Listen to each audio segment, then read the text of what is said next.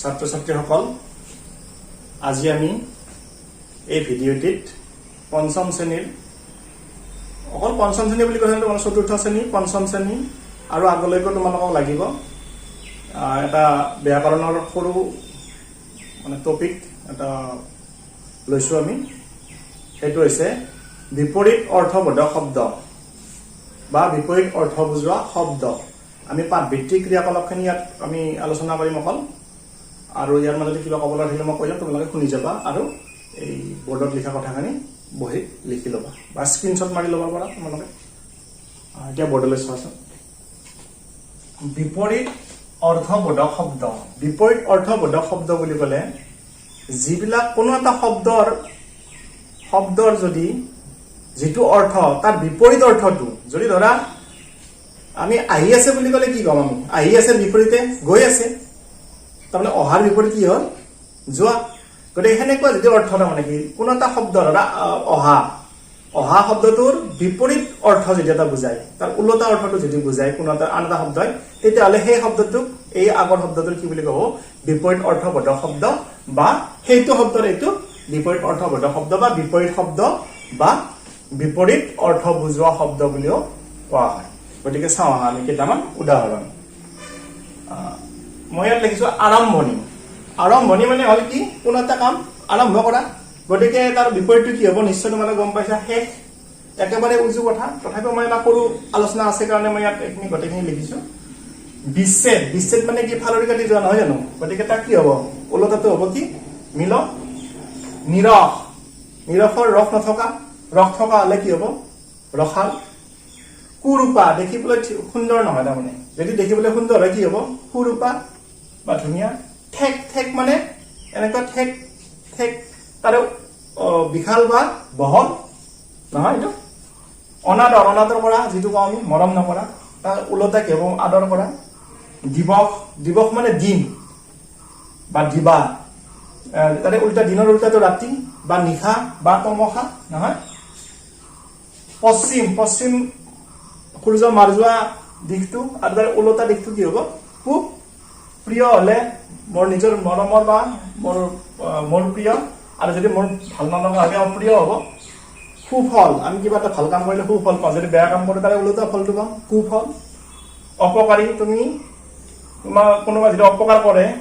তেতিয়া অপকাৰী বুলি ক'ম আৰু কোনোবা যদি তোমাক অপকাৰ নকৰে কি কৰে উপকাৰ কৰে উপকাৰী বুলি ক'ম গতিকে অপকাৰীৰ বিপৰীত অৰ্থবোধক শব্দ অপকাৰী ভয় হলে নিৰ্ভয় অনুচিত হলে উচিত বুজি পাইছা নহয় এইখিনি তোমালোকৰ ক্লিয়াৰ হৈছে মই গম পাইছো কাৰণ কি এইখিনি একদম সহজ কিন্তু আমি এটা বস্তু সদায় মন কৰিব তোমালোকৰ ক্লাছত এটা কনফিউজন এটা আছে এই চেপ্টাৰটোত এই কিতাপখনত যে সেই কনফিউজনটো মাৰাৰ কাৰণে মই এই বিষয়টো লৈছো এই বিষয়টো আমি এতিয়া আমি বৰ্ডলৈ চাওঁ বিপৰীত অৰ্থ আমি কেইটামানত লিখো ৰজাৰ বিপৰীত কি হ'ব পাৰে তোমালোকে মন কৰাচোন ৰজাৰ বিপৰীত তোমালোকে তৎক্ষণাতে আমি কি কৈ দিওঁ ৰজাৰ বিপৰীত ৰাণী কৈ দিওঁ ন ৰাণী নহয়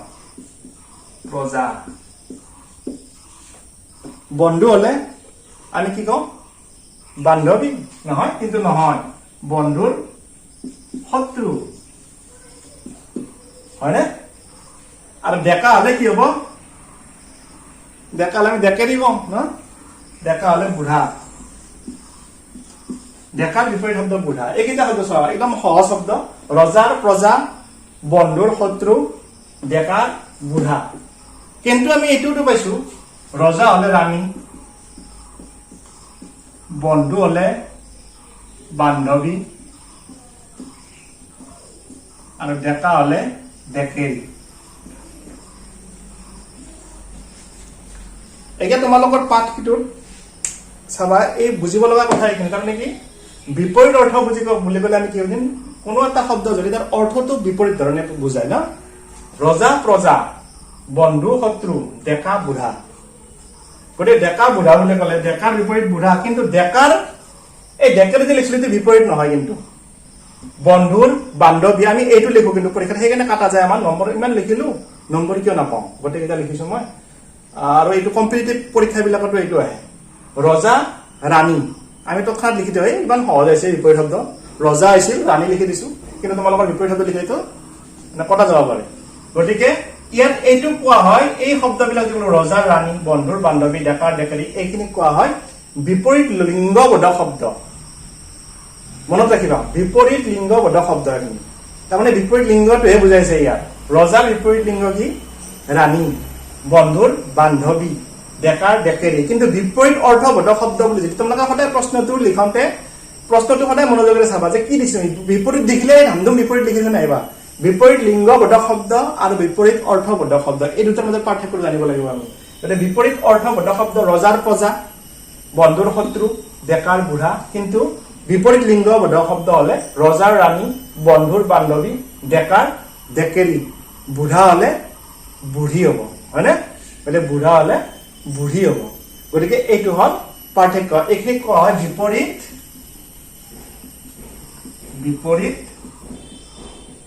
লিংগবোধক